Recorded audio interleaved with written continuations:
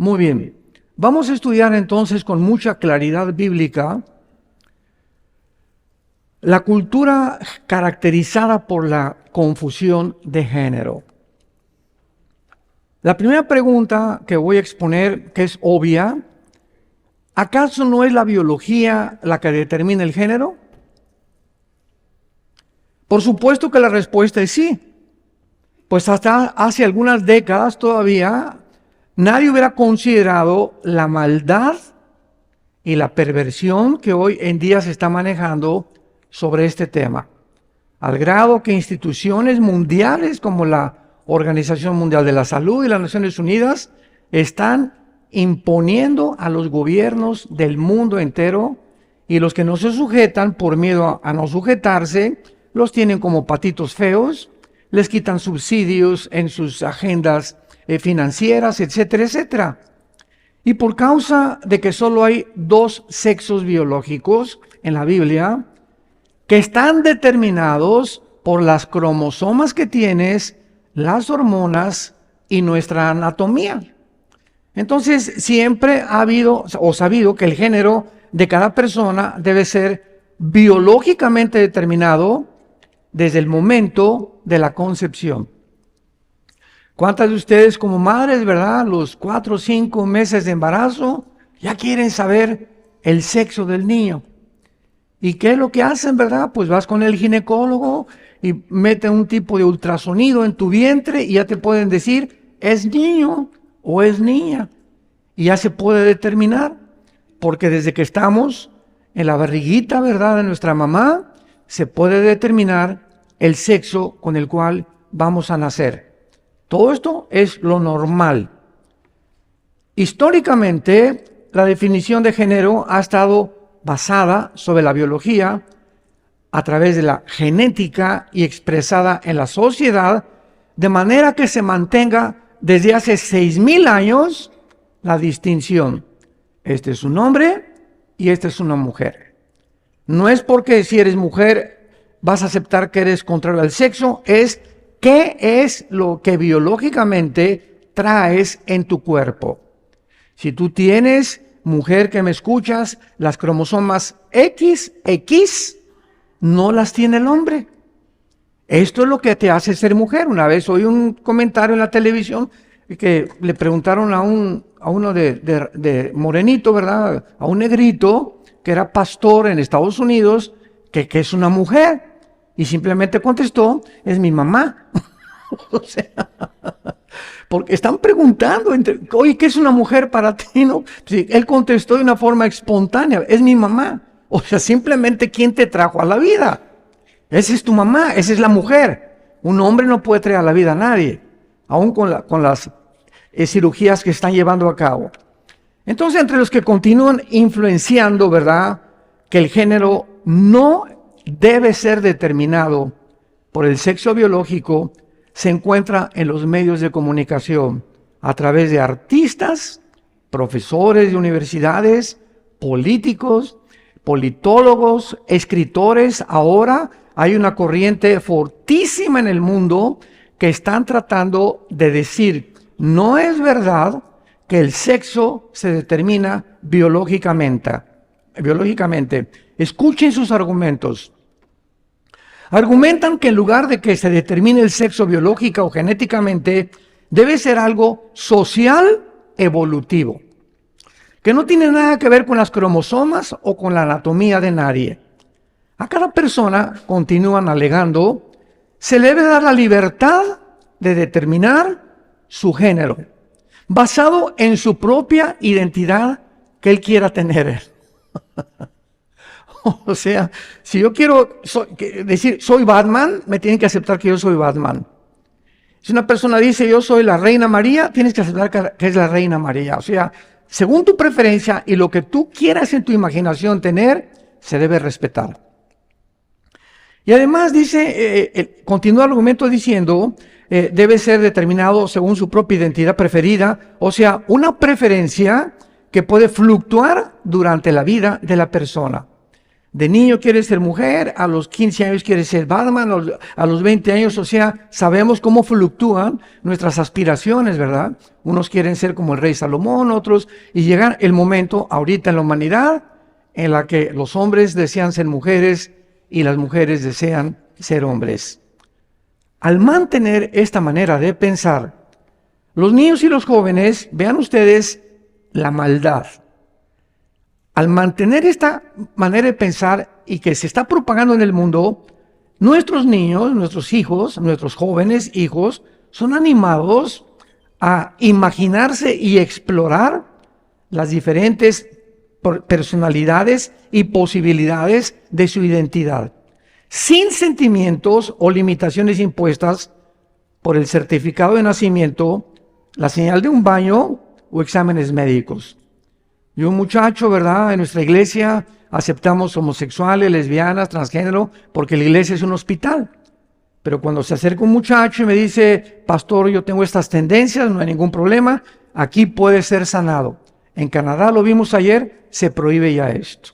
No se les prohíbe cambiar de identidad. Los gobiernos han llegado a un punto de que si eres así, es mucho mejor, porque mientras más confuso estés sobre tu identidad, es más fácil para el gobierno controlarte. ¿Me van siguiendo? Entonces, llega una persona así con nosotros y le digo simplemente, mira, cuando vayas al baño, bájate los chones y vete en el espejo y que el espejo te diga qué eres. Ya no tienes que preguntarme, porque me dices, oiga, es que yo no sé qué soy. Vete a un espejo y bájate los chones, baja los calzones, si me entienden. En México decimos chones. Y que el espejo te diga qué eres, ya no te estés peleando. No puedes tú negar el sexo con el cual tú naciste. Ahora, ante estas circunstancias de locura, porque ya es una locura. O sea, cuando el ser humano llega a un grado donde la ciencia ya no es ciencia, es ciencia ficción. Ya no es ciencia, ya es ciencia ficción. Es cuando decimos realmente la psicopatía en la que el mundo vive es completamente causada por espíritus demoníacos. Se ha soltado sobre el globo terrestre una infinidad de millones de espíritus y entidades espirituales. Jesucristo, cuando pisó este mundo, lo primero que hizo guerra fue contra los espíritus de demonios. Y lees los 4 evangelios, ¿verdad? Mateo, Marcos, Lucas y Juan, y Cristo continuamente hablaba con gentes que tenían dentro de ellas influenciados, poseídos, y la Biblia le llama demonios. Y la palabra demonio en el griego significa seres inteligentes, que producían locura en los seres humanos, van directamente a cambiar y alterar tus hormonas cerebrales, tus neuronas cerebrales, para que tú puedas, en el cerebro es como un circuito en el cerebro que tenemos, cualquier neurólogo te lo puede decir, y el blanco de ellos es desconectar ciertas conexiones eléctricas, porque son eléctricas dentro del cerebro, para que si tú desconectas un cable y lo conectas con otro, tu conducta comienza a ser alterada. Y lo único que puede mantener la armonía neurológica en nuestro cerebro es la paz. Ninguna de estas personas puede tener paz. Por eso viven un conflicto continuo durante todas sus vidas y por eso los transgéneros se suicidan en un 70%. Ante estas circunstancias de locura en que estamos viviendo, ¿de qué manera debemos pensar como cristianos? Aunque el debate cultural del transgenerismo, ¿verdad?, actualmente es relativamente nuevo, de hace 10 años para acá, los asuntos fundamentales de por medio son tan antiguos como la historia humana. Y vamos a ver que la Biblia no guarda silencio ante este asunto. Quiero compartirles a ustedes algunos puntos, verdades bíblicas, que nos van a proveer de una información básica acerca de toda esta confusión cultural. Porque es lógico, ¿verdad?, que por favor podamos hablar con nuestros hijos desde pequeños, con nuestros jóvenes, Si yo les digo a los papás, cuando llegue tu hijo, los menores de edad, revísale su mochila, revísale sus libros y sus papeles que tiene, que la escuela no les esté metiendo papeles o fotografías de pornografía. Y los pobres niños no tienen, un niño de 5, 6, 7 años de edad, ¿cómo puede saber si es hombre o que es mujer de una forma conciencial y de una forma completamente consciente de que realmente es lo que es y lo que lo hizo Dios? Entonces, qué fácil es poder influenciar a un niño y decirle, no eres niño, eres mujer, y lo aceptan. Y les comienzan a comprar vestiditos y les comienzan a cambiar la ropa de hombre o mujer para que crezcan completamente desorientados. Y si llegan así a la pubertad o a la adolescencia, el niño es presa de Satanás, de los demonios. Y va a ser 10 veces más difícil poder convencerlos que no son lo que el diablo quiso que ellos creyeran que son. Veamos número 1, si lo quieres apuntar. La prerrogativa le llamo del Creador. La prerrogativa del Creador. La primera verdad es muy clara. Como Creador y sustentador, juez y soberano del universo, es lógico que solo Dios puede establecer las leyes y los parámetros entre el bien y entre el mal y de toda su creación. Dice el Salmo 19, los cielos cuentan la gloria de Dios, y el firmamento anuncia la obra de sus manos. Un día emite palabra a otro día, y una noche a otra declara sabiduría. No hay lenguaje, ni palabras, ni es oída su voz, pero por toda la tierra salió su voz, hasta el extremo del mundo sus palabras. Yo volteo hacia el cielo, como decíamos hace algunos días, y lo que veo yo es un diseño y un orden en el universo. Hace muchos años, hubo un físico matemático francés llamado Blaise Pascal, un genio de las matemáticas y de la física, y era cristiano. Y hay muchos estudios de él, de la Biblia y del Apocalipsis, por Blaise Pascal. Y una vez lo visitó un ateo a su casa y le dijo, no, mira, es que todo se hizo espontáneamente. Por un accidente apareció el sol, las estrellas, los movimientos de las galaxias, el movimiento de la Tierra fue accidental, sobre la transición del sol fue accidental, todo fue un accidente. Y Pascal, en su estudio privado en su casa, había hecho como una maqueta del universo. Entonces colgó un sol, una luna, las estrellas, hizo como una miniatura del universo en su estudio Blaise Pascal. Y le dijo, te invito a que vengas a mi casa. Entonces llegó el ateo y le dice, oye, pero qué bonito está eso, mira nada más qué bárbaro. ¿Quién lo hizo? Se hizo solo, le dijo. No, ¿cómo que se hizo solo? Y dice, sí, de repente amaneció y apareció ahí. Oye, no puede ser esto. Y entonces le dice Blaise Pascal, si esto tú lo consideras que es imposible que haya una mano humana, cuánto más al ver una creación tan perfecta, puedes atreverte a decir se hizo solo. Porque nunca el orden ha surgido el desorden. Siempre es del desorden cuando surge el orden. Entonces, para que haya orden, tiene que haber algo fuerte detrás, una fuerza que pueda poner en orden esto aquí, esto aquí, esto aquí, para que funcione en una armonía. Y le dijo Pascal, ¿tú has conocido las trampas de los ratones? Bueno, una trampa del ratón tiene un procedimiento, un mecanismo donde entra el ratón y muerde el queso, pero la trampa tiene que estar diseñada con un tornillito aquí, otro por acá, todo está de una forma, converge todo para que caiga el ratón. Un alambrito en la trampa que no funcione, no puede caer el ratón. ¿Has visto un coche ya en la época moderna? Tiene el acumulador, tiene el distribuidor, tiene una batería y el puro alambrito de la batería que esté defectuoso, el motor no puede andar. Tiene que haber una armonía en todo el motor para que pueda caminar. Entonces, esta armonía y todos estos detalles que existen ante nuestros ojos, existen en el universo.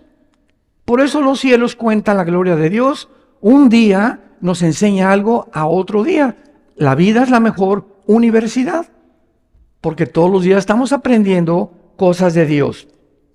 Veamos nosotros el libro de Romanos capítulo 1 y lo que dice el apóstol Pablo respecto a la creación de Dios. Dice Romanos 1, versículo 19 al 22. Porque lo que de Dios se conoce, les es manifiesto, porque Dios lo manifestó.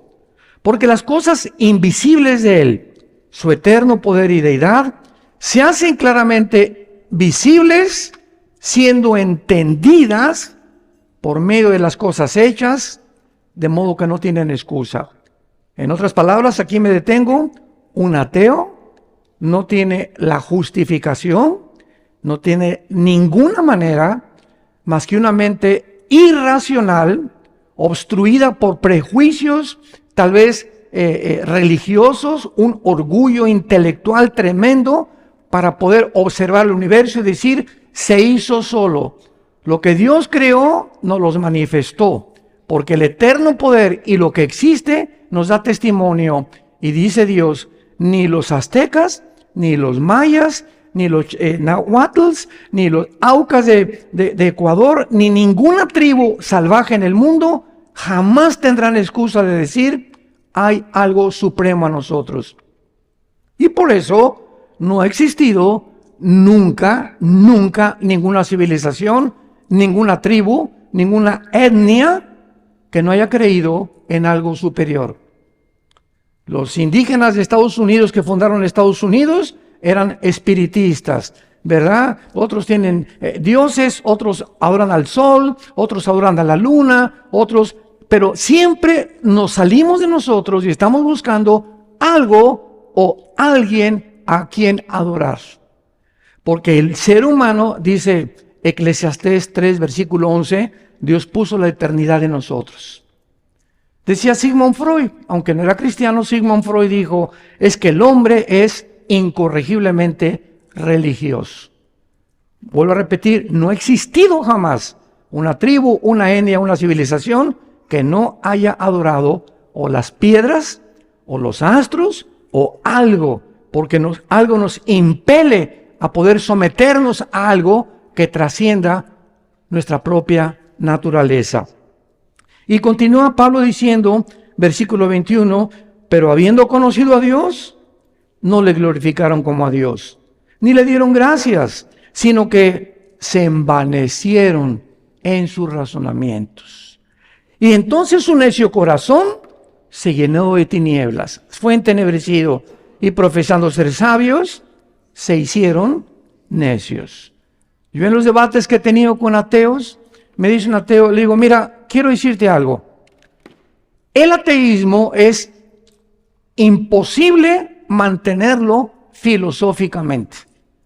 Es insostenible y filosóficamente el ateísmo, porque, síganme con mucho cuidado, viene un ateo. Oye, pues yo soy ateo, no creo en Dios y no creo en nada. Muy bien. Si tú me dices que tú no crees en algo superior a tu vida, ¿quién va a dictar en tu vida lo bueno y lo malo? Porque si viene tu hijo que fuma marihuana y te dice, y tú le dices a tu hijo, oye, no fumes marihuana, tu papá, él te puede contestar, ¿y por qué le eres infiel a mi mamá? ¿Tú qué carácter moral tienes, papá, para decirme que no fume marihuana? Cuando para ti no existe el bien y el mal. Tú has hecho tus propias leyes, papacito, yo hago mis propias leyes también, estoy siguiendo tu ejemplo. Y para mí fumar marihuana no es malo, para ti el adulterio no es malo. ¿Qué diferencia hay entre tú y yo? Número 2. Bueno, papá, tú eres ateo, quiero preguntarte algo. Entonces, ¿quién hace las leyes? ¿Qué mandamientos o qué código de moral sigues para determinar que el homosexualismo es bueno o es malo, que los nazis no tuvieron por qué haberlos condenado en Nuremberg, que el grupo Hamás terrorista está justificado las matanzas que hagan cuando para ti no hay bien y el mal. Tú determinas el bien y el mal. Y papá, en el momento en que tú determinas el bien y el mal, ¿sabes qué, papá? Te has convertido en Dios. Entonces, un ateo, ¿quién es? Una persona que se ha hecho Dios a sí mismo. Por eso es imposible sostenerlo filosóficamente. Está hablando incoherencias. Vemos la crisis de identidad a la que el ser humano ha llegado. Profesando ser sabios, se vuelven en tontos. Los debates contemporáneos actualmente acerca de la sexualidad y del género no pueden ser resueltos en ningún sentido autoritario por la opinión pública, por el amor de Dios. Ni por un futbolista, ni por un artista de cine, ni por un cantante o por un político, o por sentimientos personales. Solo podemos tener la seguridad que tienen que ser establecidos de manera absoluta por aquel que nos creó a su imagen y semejanza, que es Dios mismo. Vayamos al libro de los Hechos, donde nos encontramos al apóstol Pablo ante un grupo de filósofos, no comparados con los filósofos del siglo XX, no, estaba Demóstenes con los epicúreos y los estoicos, un grupo intelectualmente, aparentemente inteligente. Y entonces este grupo de filósofos estaba Pablo en Atenas, porque fue por Grecia y visitó Atenas Pablo. Y tenían los filósofos como un montículo que le llamaban el Areópago. Y entonces los filósofos en aquel tiempo les encantaba, a ver, ¿tú qué piensas? Pasa acá y expon lo que tú piensas del universo. Queremos oír tu cosmovisión. Y así inventaban a la gente que pasara y expusiera, y ellos los debatían, los filósofos, o los consideraban o aceptaban sus filosofías o sus puntos de vista. Entonces invitan a Pablo. A ver, tú que eres hablador y trovador y por ahí cantador y etcétera, etcétera, ven para acá. Hechos 17, versículo 22. Entonces Pablo, puesto en pie en medio del Areópago, dijo: varones atenienses, en todo servo que son, ¿qué? ¿Se dan cuenta? Yo recuerdo en las universidades, cuando comenzamos a visitarlas en los 90, la UNAM, fui al Politécnico, en Monterrey, en Villahermosa, etcétera, etcétera. Muchas universidades que visité me decían antes de entrar, pero no queremos religión. Y lo primero que les decía a los directores era: ¿usted sabe etimológicamente, maestro, qué es religión? ¿Sabe de dónde procede la particularidad de ligos, que viene del latín revolver o regresar, ligos, ligar? Una persona religiosa es una persona que está tratando de reencontrarse o ligarse con algo que trascienda y que le dé significado y propósito a su vida. ¿Y no sabe usted que el comunismo es una religión? Nada más se hizo así. El comunismo es una religión. La astrología ya le hicieron una religión. Entonces se llegó a entender de una forma impresionantemente desinformativa e ignorante que la religión era todo lo asociado con Dios. Si tú eres Dios, es religioso. Aquí en la escuela no se puede imitar religión, no se puede hablar de religión. Y le dije, la Biblia es el manuscrito literario, es un compendio de 66 libros que tiene los antecedentes más antiguos de la humanidad, de genética, de física, de matemáticas, de química, de psicología, de antropología, de paleontología, de arqueología y de la disciplina académica que usted me quiera mencionar. No hay un libro comparado a las Sagradas Escrituras. Entonces, tiene historia, tiene geografía, tiene astronomía, tiene lo que usted me pregunte, la Biblia tiene la respuesta. Bueno, tratándose de eso, pásele y háblenos. Mis conferencias eran evolución o creación, porque estaba de moda que veníamos de Darwin. Infiltró todas las universidades, el siglo pasado, todas las universidades, y algunas siguen enseñando que venimos de chita. Que por un accidente, ¿verdad? Este tiene el cromosoma este también esto, y todos venimos de una sola especie. Cuando la genética, 1954, el doctor Crick y el doctor Watson, se les da el premio Nobel de Medicina porque descubren la molécula del ácido desoxirribonucleico o el ADN. Y el ADN destruye totalmente la teoría de la evolución. Imposible que genéticamente pueda yo tener el gen o los cromosomas de un chango o el perro del gato o el rinoceronte de la jirafa. Imposible genéticamente. Y más cuando se descubre esto, el 60% de los ateos en el mundo se vuelven a la Biblia. Y la Biblia tenía la razón. Y Pablo continúa diciendo, porque pasando y mirando que son muy religiosos, viendo vuestros santuarios, hallé un altar en el cual estaba esta inscripción: al Dios no conocido. Los mismos filósofos atenienses, Demóstenes, Platón, Sócrates, los que tú me quieras mencionar, ellos filosóficamente jamás se dijeron ateos. En su libro La República, Platón, ¿verdad?, que comenzó a exponer los principios de un socialismo o un sueño de que las sociedades viviéramos de una forma equitativa y financieramente igualitaria, mencionaban siempre, ¿verdad?, hay algo, y comenzaban a adorar algo a alguien. En este tiempo, cuando Pablo llegó, era Demóstenes, el padre de la filosofía en el tiempo de Pablo. Y Pablo les dijo, ¿verdad?, esta inscripción, levantaron una estatua que decía al Dios desconocido. O sea, ellos sabían que sí había un Dios, pero no lo conocían. Entonces vamos a llamarle a la luna diosa, o al sol dios, o vamos a Teotihuacán a cargarnos de energía, o vamos en los espíritus, pero de alguna forma toda la humanidad siempre ha buscado en quién y a quién adorar. Y Pablo dice: al que ustedes adoran sin conocerle, es a quien yo les anuncio. Ustedes adoran lo que no conocen, yo se los vengo a anunciar. Cuando yo me hice ateo, a los 14 años de edad, decepcionado de la religión, me acuerdo que le dije a mi padre: papá, me metí a estudiar la religión que tú nos expusiste, el catolicismo. ¿Cómo es posible que Roma siga enseñando que fuera de Roma no hay salvación?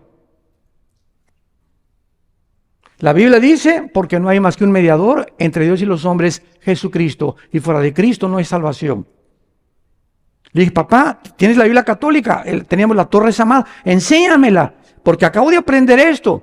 A mí me gustaba mucho estudiar desde que era niño. Y le dije: papá, ¿cómo es posible que una religión me estés enseñando que contradice la Biblia? Entonces llegó un arzobispo, mi papá le encantaba traer arzobispos a la casa y padres, éramos muy, muy religiosos, y los invitaba a comer. Y entonces en una de las comidas le pregunté, mi papá le dijo: oiga, señor arzobispo, mi hijo tiene problemas con la religión, etcétera, etcétera, y me hizo esta pregunta. Y yo le hice esta pregunta: oiga, señor, nunca le dije arzobispo, ni su alteza, ni mucho menos, ¿no? Oiga, señor, quiero que usted me conteste algo. ¿A quién le hago caso? ¿A la iglesia que usted representa o a la Biblia? Porque lo que dice la Biblia, lo que ustedes practican, contradice las Sagradas Escrituras. Y me contestó de una forma muy honesta: a la Biblia. Pero vemos que así nos enfrentamos tarde o temprano con personas que se aferran a muchas cosas. Le dije: o la otra pregunta, ¿cómo dicen ustedes que María es la madre de Dios? Vamos a seguir una línea de lógica y de razonamiento. Si la María es la madre de Dios, entonces diosa. Ustedes han elevado a María como una diosa. ¿Y por qué después de que tuvo el parto con Jesucristo, se tuvo que ir a purificar con José? De acuerdo a las leyes del Levítico, se fue a purificar ofreciendo 2 palomitas. ¿Por qué? Porque se consideraba impura. Y entonces, ¿por qué nos enseñan la oración? Dios te salve María. Dios te salve María, entonces Dios está pidiendo que salven a María. Entonces, ¿cómo que es la mamá si Dios, la oración de Dios salve María, llena eres de gracia, le pide a Dios que salven a María?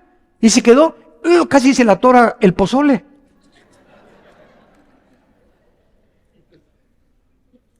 Por eso es importante ser preguntones, porque si no, no vamos a llegar nunca a la verdad, y tenemos ya que despojarnos de las influencias.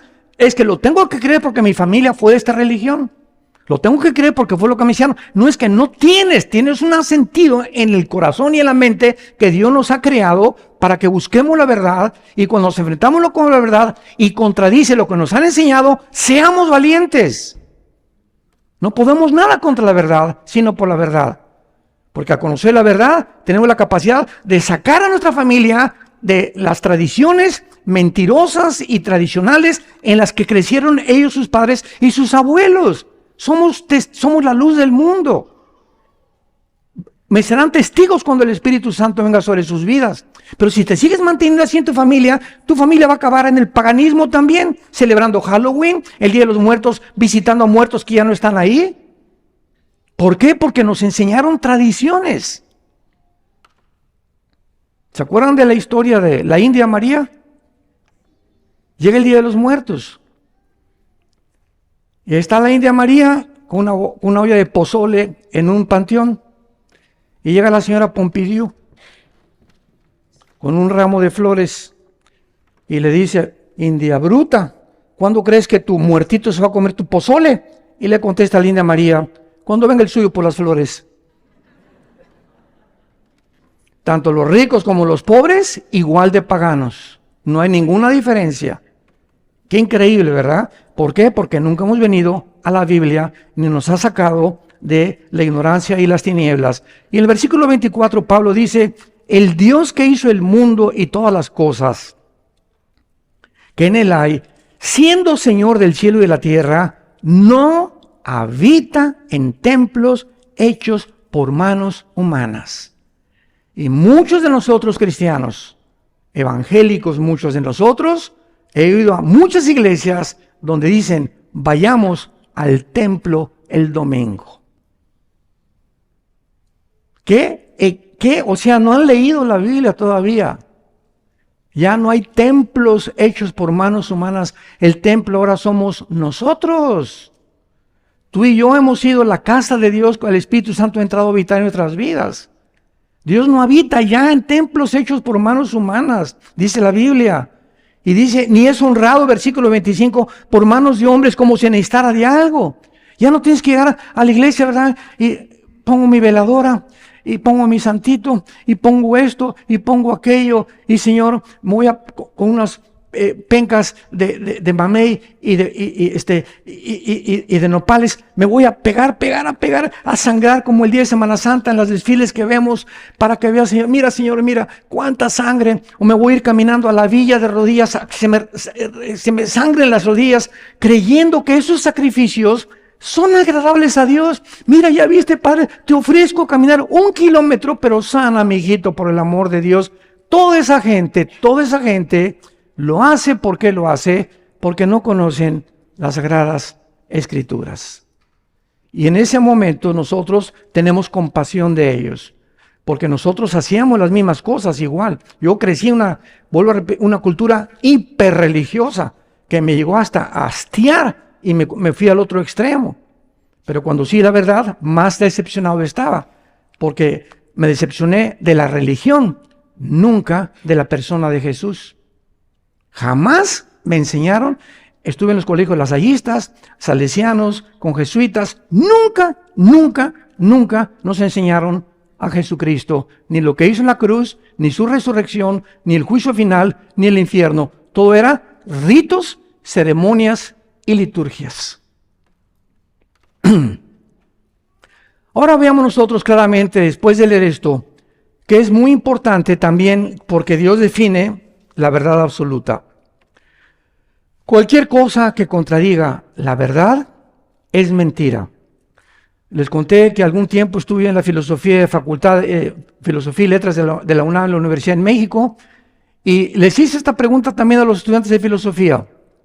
¿Alguno de ustedes me puede definir qué es la verdad? Y la pregunta la vuelvo a hacer a ustedes. Digo, ahorita no levanten la mano. Yo les hago la pregunta ahora. ¿Alguien puede definir qué es la verdad? Bueno, es lo contrario de la mentira. Ok, pero si tú sabes que es mentira, ¿cómo defines qué es verdad? Y que lo que es mentira es mentira. Y cuando venimos a la Biblia, nos damos cuenta que ese era el propósito de todos los filósofos de Grecia. Platón, Demóstenes, todos estaban buscando la verdad. Nadie, ningún libro de los filósofos definen qué es la verdad. Y llega Jesucristo 300, 400 años después de los filósofos griegos y dice Jesucristo, yo soy la verdad. Escuchen esto, no dijo yo soy una verdad, artículo indeterminado. No, yo soy la única verdad. ¿Qué es la verdad? Aquello que no está sujeto a ningún cambio, si lo quieres apuntar. Por eso dice la Biblia, Jesucristo es ayer igual, hoy y por los siglos. No puede ser verdad. Hace algunos años, Jacques Cousteau, oceanógrafo francés, 1947-48, muy prestigiado, puso en su bitácora, dentro del mar no existe la comunicación, y se aceptó como una verdad. Pasaron 10 años o 15 años, en los 50, se descubre un instrumento que puede percibir el sonido que transmiten las langostas y las ostras. Entonces lo que se había asumido como una verdad de un oceanógrafo, vino la invención tecnológica de otro dispositivo que comprobaba que dentro del mar sí se transmite el sonido. Yo en la escuela, y creo que tú también, nos enseñaron que Plutón era un planeta, ¿no es verdad? Hace algunos años llegaron los astrónomos a decir, no llena los requisitos ni se puede clasificar como un planeta. En todos los nuevos libros de astronomía, Plutón ya no es planeta. La verdad no se puede encontrar ni en la ciencia, porque la misma ciencia es cambiante. La verdad solamente puede ser algo que no está sujeto a ningún cambio desde que existe el universo, y se llama Jesucristo. Y a ese estamos siguiendo. ¡Qué bendición!, ¿verdad? Yo me emociono. ¡Qué emoción que no nos podemos equivocar siguiendo a Jesucristo! Y vemos en penúltimo lugar, que si la existencia humana es el mero producto de un proceso biológico evolutivo, como lo acaba de declarar, ¿quién creen? El director del Foro Económico Mundial, que cada año se reúnen en Davos, Suiza, con el presidente Clinton, con los Obama, con físicos, matemáticos de las redes sociales, el presidente de Google, el presidente por aquí y por allá, ex senadores, puras celebridades, ¿verdad? Ex políticos, ex presidentes de la República, y se juntan ahí en Davos para hacer una reunión y determinar ellos qué vamos a comer el año que entra. ¿Cuáles van a ser las reglas de conducta para el mundo? Si les ponemos una pandemia, si no les ponemos una pandemia, ¿qué protocolos vamos a...? Todo ellos lo resuelven. Y este director del Foro Económico Mundial, que es un alemán, Klaus Schwab, que ya dejó el cargo hace algunas semanas, dice que él va a crear una nueva raza de seres humanos, con la tecnología y con la inteligencia artificial. O sea, es locura, ¿verdad?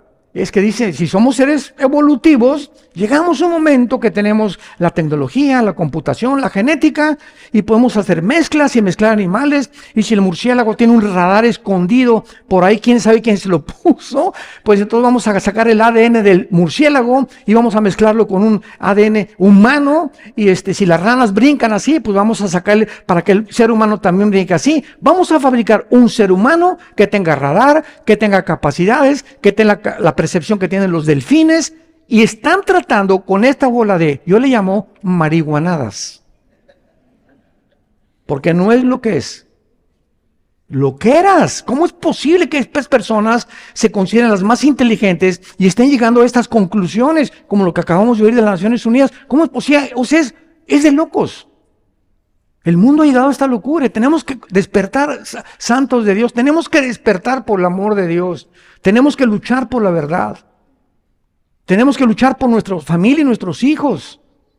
Y nos va a costar el precio. Y vas a tener personas que se van a oponer contigo. Pero si tú no tienes el Espíritu Santo, no vas a poder tener el valor de enfrentarte a un mundo hostil, que odia a Dios, que odia la Biblia, que odia a Jesucristo, que odia a los cristianos. Y si no, como dijo Winston Churchill, al que no le guste el calor, que se salga de la cocina. Como dijo William Shakespeare en su obra de Hamlet, morir, dormir nomás. ¿Sabes una cosa? ¿No te gusta vivir? Mira, aquí en la vida hay sufrimiento, hay tristeza, va a haber traiciones, va a haber persecución. El mundo no es color de rosa. ¿No te gusta? Mátate. Así dijo William Shakespeare. Morir, dormir, no más. No chilles ni atacar a la víctima. ¿No quieres seguir viviendo?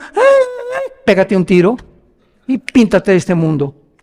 Pero si te quieres quedar en este mundo, ¿sabes qué? Vas a necesitar ser valiente.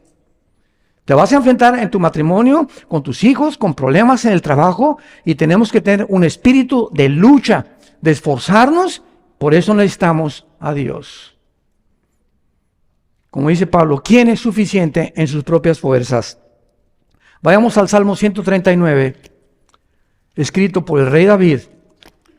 Y vean ustedes las maravillas que se escribieron hace 3000, apúntalo, hace 3000 años se escribieron los salmos. Dice el Salmo 139, versículo 13, hablando de la formación del ser humano en el vientre de una mujer. Dice David, tú formaste mis entrañas.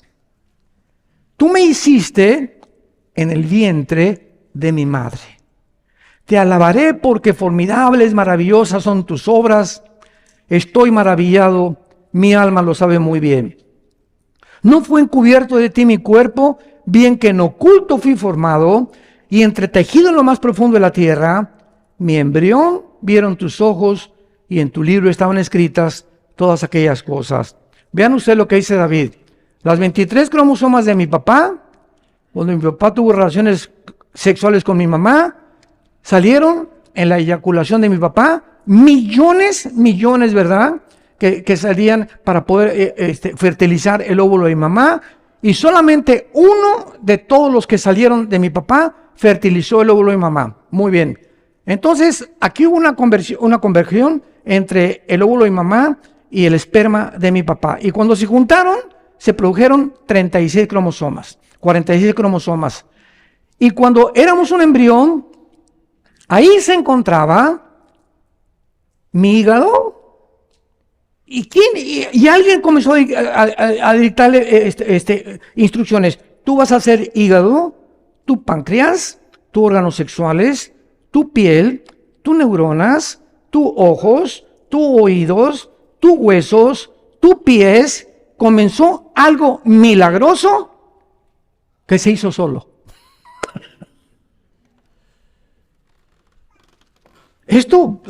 Estoy maravillado, dice, hace 3000 años no se conocía la genética. Estoy maravillado, dice David. Y estas cosas que me maravillan trascienden nuestra capacidad de poder llegar a la locura de decir, ¿se hizo solo? Ya no vayamos tan lejos como dijimos las hormiguitas. ¿Quién le dice a esa hormiguita minúscula? Agarra un pedacito de polvo y llévalo entre todas las cientos de demás hormiguitas y ponlo en el lugar que debe ser. Y todas tienen la misma instrucción y se juntan cientos de hormigas haciendo un hormiguero. ¿Quién le dijo a cada una dónde poner exactamente el granito de arena o el del polvo? ¿Qué coordinación, qué dirección, qué organización pueden tener ellos? Ve volar a las aves, ves a 20, 30 patos o aves y vuelan así y luego se hacen así. ¿Los has visto? Y luego así. Oye, ¿quién les da las instrucciones? Decirle, vuelta a la derecha, vuelta a la izquierda. ¿Por qué? Cuando dan vuelta, unos van por acá y otros por acá. ¿Lo has visto? ¿No te asombra eso? Eso no puede ser accidental. Hay un mecanismo dentro de ellos que hace que converjan todos exactamente en la misma organización, en la misma dirección, sin salirse. Y hay hasta millones de enjambres que los ves que hacen y se mueven así todos y dices, pero Dios mío, ¿por qué no unos para acá y otros para allá? ¿Quién mantiene esta cohesión? Agarra un microscopio y ve un átomo. Y vas a encontrar los protones, los electrones, etcétera, etcétera, dentro del átomo, que giran a una velocidad impresionante. Gracias a este movimiento subatómico es la materia. Y ahorita le hago así a esto y me rompo, ¿verdad?, los huesos de mi mano, porque esta formación es mucho más gruesa atómicamente que mi mano. ¿Quién mantiene esa cohesión? ¿Quién le dice a la Tierra que gire en 24 horas sin que se pare? Pregunta, señores físicos que nos acompañan. La ley física dice lo siguiente: la velocidad de un cuerpo es proporcional a la fuerza que se le aplica. ¿Qué quiero decir? Yo agarro una canica y le hago así, ¡paz! Y la canica tiene una velocidad que sale, pero se tiene que parar, ¿correcto? Agarro una flecha, ¡pum!, disparo la flecha y la flecha sale y se tiene que parar. Porque la velocidad que le apliqué, con la fuerza que le apliqué, tiene que detenerse. Agarro una pistola y aprieto, la pólvora impulsa la velocidad de la bala, pero la bala tiene que ir y tiene que caer. ¿Por qué la Tierra gira y quién le empujó?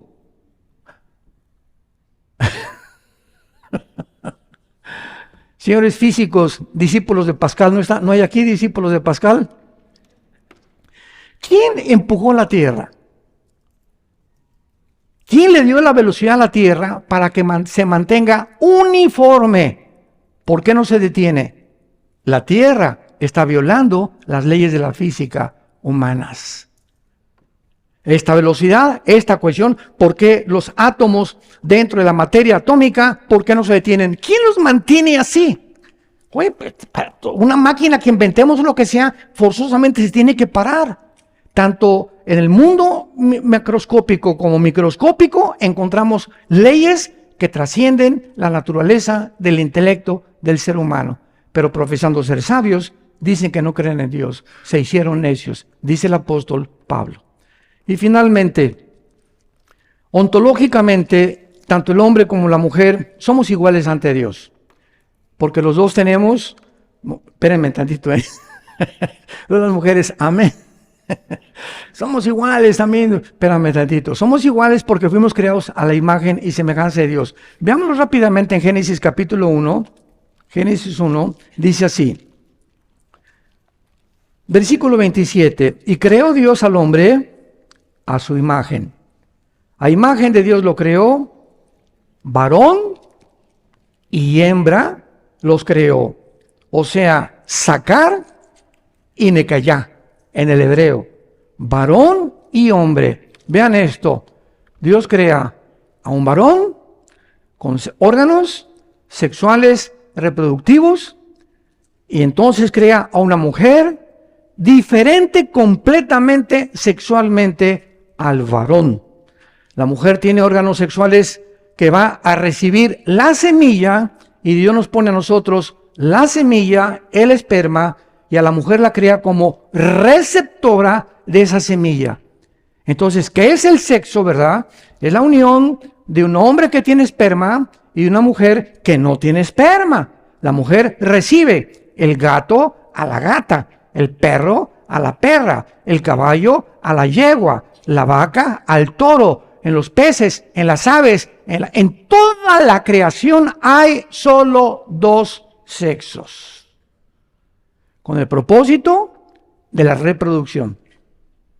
Y cuando el mundo llega a lo que hemos llegado, en la que ahora tú puedes determinar tu género, ya es una locura. Ya es contradecir la genética, contradecir la biología, decirle a Dios, ¿verdad? Te equivocaste. Khrushchev le está diciendo a Dios, discúlpame, pero vamos a crear a alguien mejor de lo que tú nos creaste. Vamos a crear una super raza porque somos más inteligentes que tú, porque tenemos ahora la inteligencia artificial, tenemos la tecnología y tenemos las computadoras. Así que Dios, espérame tantito, tú no existes, somos nosotros dioses. Y finalmente, damas y caballeros, ¿cuál fue la primera mentira de la serpiente a la primera mujer? Génesis 3 del 1 al 5. ¿Cuál fue la primera mentira que encontramos en la Biblia? Se acerca la serpiente, Nahash, que significa en el hebreo un ser brillante e inteligente. O sea, no era una serpiente, ¿verdad? Era Satanás usando a este ser.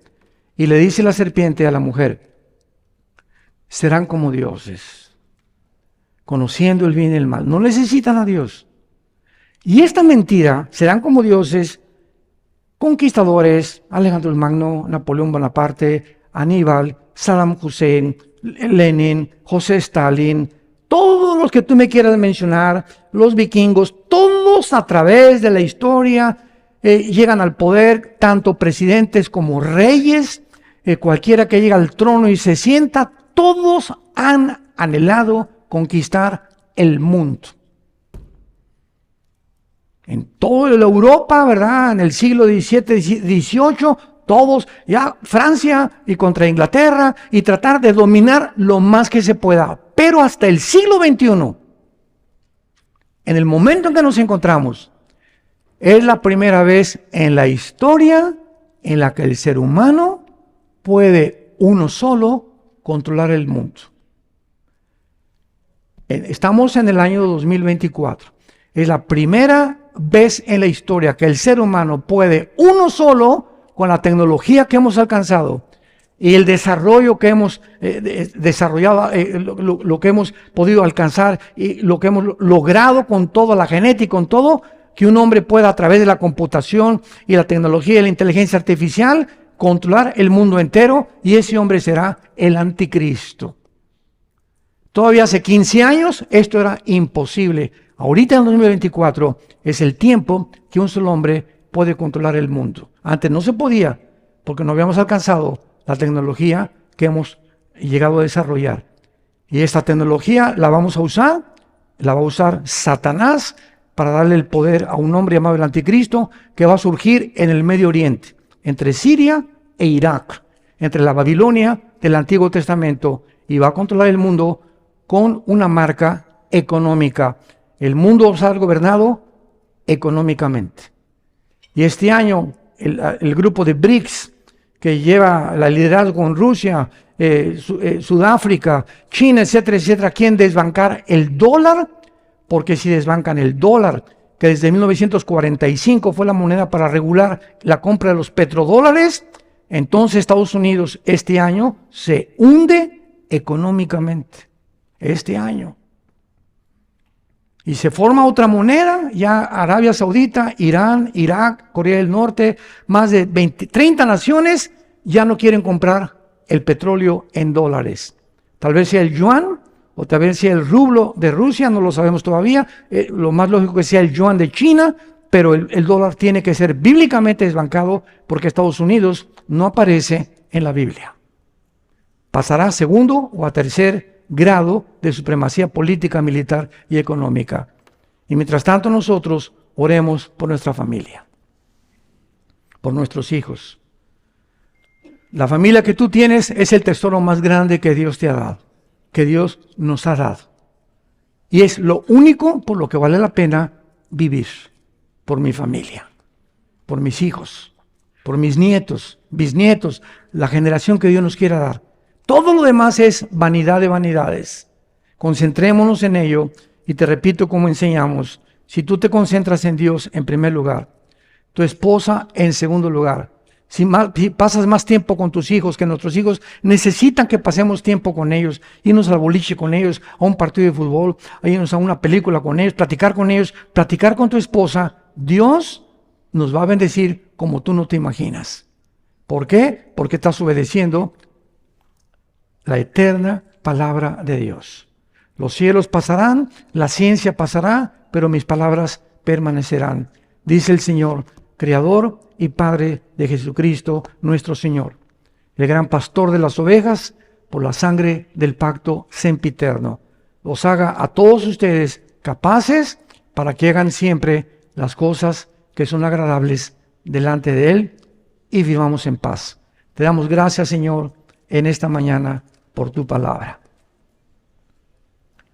Te pedimos, Señor, por nuestra familia, los varones, te pedimos por nuestra esposa, por nuestros hijos. Haznos capaces, Señor, a través de tu palabra y de tu sabiduría, de vivir. Ya la vida es demasiado corta. Los años pasan volando. ¿Qué es de vuestra vida? Dice la Biblia, sino como un vapor que se aparece por un tiempo y desaparece de repente? ¿De qué les sirve ganar el mundo si pierden su alma? Porque de tal manera amó Dios al mundo que nos ha dado a su Hijo unigénito, para que cualquiera que en Él cree no se pierda en el infierno, mas tenga la vida eterna. Mas Dios muestra su amor para con nosotros en que, siendo pecadores, estando en la condición tan sucia en que nos encontrábamos todos, Él nos amó con un amor eterno. Nos lavó con su preciosa sangre. Nos está transformando cada día más y más a su semejanza para que reflejemos el carácter de Jesús a una humanidad completamente perdida. Él fue despreciado y desechado entre los hombres, varón de dolores, experimentado en quebranto. Como que escondimos de él el rostro, fue menospreciado y no lo estimamos. Mas él llevó nuestras rebeliones, fue molido por nuestros pecados. El castigo de nuestra violación y nuestras rebeliones fueron sobre él. Y por lo que él sufrió, hemos sido curados. Hemos sido sanados. Y ahora nos ve Dios como hijos y como hijas nos trata. Somos su familia con una misión. Vayan al mundo y prediquen y den testimonio de lo que yo he hecho en tu vida. Háblale a tu familia, a tus amigos. Los mando como ovejas en medio de lobos. Pero no teman mi pequeña manada, porque si creen en mí, dijo Jesús, crean también en Dios. En la casa de mi Padre hay muchas moradas. Me he ido a preparar un lugar para ustedes, para que donde yo estoy, ustedes también estén. Y cuando venga por ustedes, os tomaré a mí mismo, para que estén conmigo a donde yo estoy. He aquí, les dejo mi palabra, les dejo al Espíritu Santo y les dejo el ejemplo de mi Hijo Jesucristo, para que sigan sus pisadas y permanezcan firmes en la esperanza a la que hemos sido llamados hasta el fin, para la gloria de Él, en Jesucristo nuestro Señor. Amén. Amén y amén. Gracias a Dios por este libro maravilloso. Gracias, Padre, por tu palabra.